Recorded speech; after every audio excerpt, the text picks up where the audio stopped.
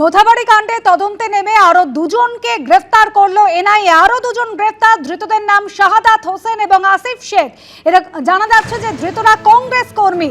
আজই ভোরে মোথাবাড়ি থেকে তাদেরকে গ্রেফতার করেছে এনআইএ। সুপ্রিম কোর্টে মোথাবাড়ি মামলার শুনানিও রয়েছে আজ। তার আগে আরো দুজন গ্রেফতার। আবির দত্ত আমাদের প্রতিনিধি রয়েছেন আমাদের সঙ্গে টেলিফোন লাইনে। আবির, এর আগে আইএসএফ নেতা গোলাম রাব্বানিকে গ্রেফতার করেছিল এনআইএ, এবার আরো দুজন কংগ্রেস কর্মী গ্রেফতার।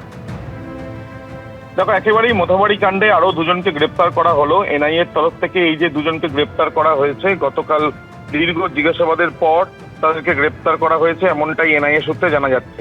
এবং যেটা এনআইএ সূত্রে খবর, যে গতকাল গোলাম রাব্বানি যে গ্রাম পঞ্চায়েতের মেম্বার, যে আইএসএফ এর তরফ থেকে সেখানে জিতেছিল, এমনটাই জানা যাচ্ছে। সেই গোলাম রাব্বানিকে গ্রেপ্তার করার পর বেশ কিছু পারিপার্শ্বিক তথ্য প্রমাণ, ডিজিটাল ফুটপ্রিন্ট, আরো একাধিক তথ্য প্রমাণ, সেগুলো খতিয়ে রাখার পর শাহাদাত হোসেন এবং আসিফ শেখ নামে দুজনকে গ্রেপ্তার করা হয়। এই যে শাহাদাত হোসেন এবং আসিফ শেখ, সেই দুজনই কংগ্রেস কর্মী, এমনটাই প্রাথমিকভাবে খবর। এবং এই দুজনকে মোথাবাড়ি থেকেই গ্রেপ্তার করা হয়েছে। যেটা সম্ভাবনা, যেটা জানা যাচ্ছে এনআইএ সূত্রে, যে গোলাম রাব্বানি, শাহাদাত হোসেন এবং আসিফ শেখ তিনজনকেই আদালতে পেশ করে হেফাজতে চেয়ে আবেদন জানাবে এনআইএ এর আধিকারিকেরা।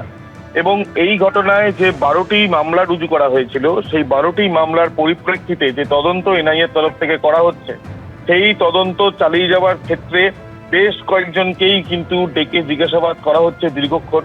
এবং তার সাথে সাথে বিভিন্ন তথ্য প্রমাণ সেগুলোকে রেখে সমান্তরালভাবে সেই তদন্তও চালিয়ে যাওয়া হচ্ছে। বক্তব্যে অসঙ্গতি এবং বেশ কিছু ভিডিওতেও বেশ কয়েকজনকে আইডেন্টিফাই করা গিয়েছে বা শনাক্ত করা গিয়েছে।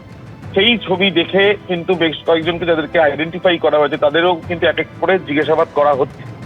এই যে জিজ্ঞাসাবাদ করতে গিয়েই শাহাদাত হোসেন এবং আসিফ শেখকে ডাকা হয়েছিল। দীর্ঘ জিজ্ঞাসাবাদের পর তাদেরকে গ্রেপ্তার করা হয়েছে। তাদের মেডিকেল পরীক্ষার পর তাদেরকে আদালতে ঠিক গোলাম রাব্বানির মতনই আদালতে পেশ করা হবে, এমনটাই এনআইএ সূত্রে খবর। ধন্যবাদ। সুপ্রিম কোর্টে আজই মোথাবাড়ি মামলার শুনানি রয়েছে। তার আগে আরো দুজন কংগ্রেস কর্মী এই মোথাবাড়ির ঘটনায় কিন্তু গ্রেফতার করা হয়েছে। এর আগেই স্বতঃপ্রণোদিত হয়ে মামলা রুজু করেছিল সুপ্রিম কোর্ট। গতকাল এই মামলায় প্রথম গ্রেফতার করে এনআইএ, যে ধৃতের নাম গোলাম রাব্বানি। এবং সূত্রের খবর, ধৃত ব্যক্তি মোথাবাড়ি গ্রাম পঞ্চায়েতের আইএসএফ সদস্য। গতকালই তাকে গ্রেফতার করা হয়েছিল। এরপর আরো দুজনকে গ্রেফতার করা হলো।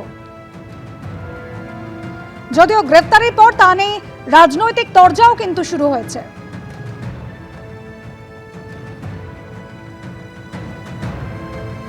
আমাদের মাননীয়া মানুষকে ইনডাইরেক্টলি থ্রেট দেওয়ার জন্য বলেছিল, দুই একটা কেস দেবো, ঝুলিয়ে দেবো। উনি বুঝাতে চাইছেন যে টিএমসি ছাড়া অন্য কোনো দলের যদি থাকে, তাদেরকে কেস দ্বারা বা যে কোনো পর্যায়ে তাদেরকে আমরা আটকে রেখে দেবো, যেন তারা তাদের বিকাশ ঘটাতে না পারে।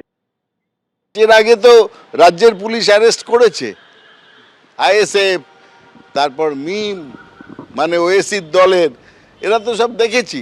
আসল ঘটনাটা সামনে আনতে হবে, সেটা এনআইএ আনবে কি? আজ সুপ্রিম কোর্টে মোথাবাড়ি মামলার শুনানি রয়েছে। এর আগেই তদন্তে নেমে এনআইএ প্রাথমিক অনুসন্ধান রিপোর্ট জমা দিয়েছে সুপ্রিম কোর্টে। ইতিমধ্যেই বেশ কয়েকজনকে জিজ্ঞাসাবাদও করেছেন এনআইএ এর তদন্তকারী আধিকারিকরা। সিসিটিভি ফুটেজ খতিয়ে দেখা হয়েছে। আর সেই সূত্র ধরেই গোলাম রাব্বানি, আইএসএফ নেতা, তাকে গ্রেফতার করেছে বলেই জানা যাচ্ছে। বয়ানে অসঙ্গতি মেলায় গতকালই তাকে গ্রেফতার করা হয়। মোথাবাড়ি গ্রাম পঞ্চায়েতের আইএসএফ সদস্য এই গোলাম রাব্বানি। এনআইএ সূত্রে দাবি, হামলাকাণ্ডে যাদের যোগ রয়েছে তাদের মধ্যে অন্যতম এই গোলাম রাব্বানি।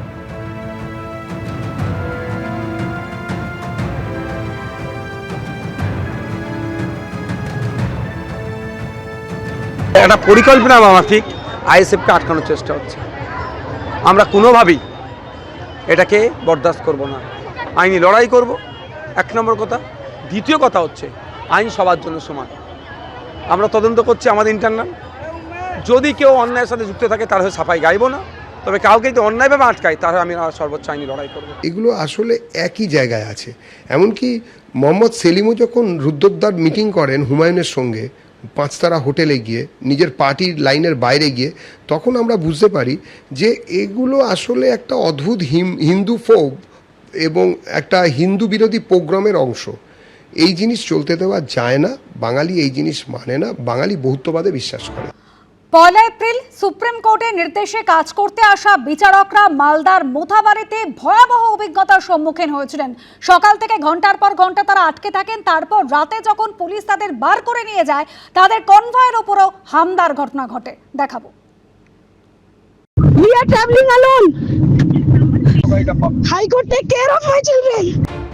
ঘন্টার পর ঘন্টা বিচারকদের আটকে রাখা, তাদের ওপর হামলা। মালদার মোথাবাড়ির ভয়ঙ্কর এই ঘটনায় সংবিধানের 142 ধারা প্রয়োগ করে এনআইএ-কে তদন্তভার দিয়েছিল সুপ্রিম কোর্ট। পয়লা এপ্রিল মোথাবাড়িতে সুপ্রিম কোর্টের নির্দেশে এসআইআর-এর কাজে আসা বিচারকরা ভয়াবহ অভিজ্ঞতার মুখোমুখি হন। দুপুর থেকে বিডিও অফিসে আটকে রাখা হয় তাদের। মাঝরাতে কোনো মতে বেরোলেও রাস্তায় তাদের গাড়িতে হামলা চালানো হয়। প্রাণ ভয় কেঁদে ফেলেন এক মহিলা বিচারক। High Court, take care of my children.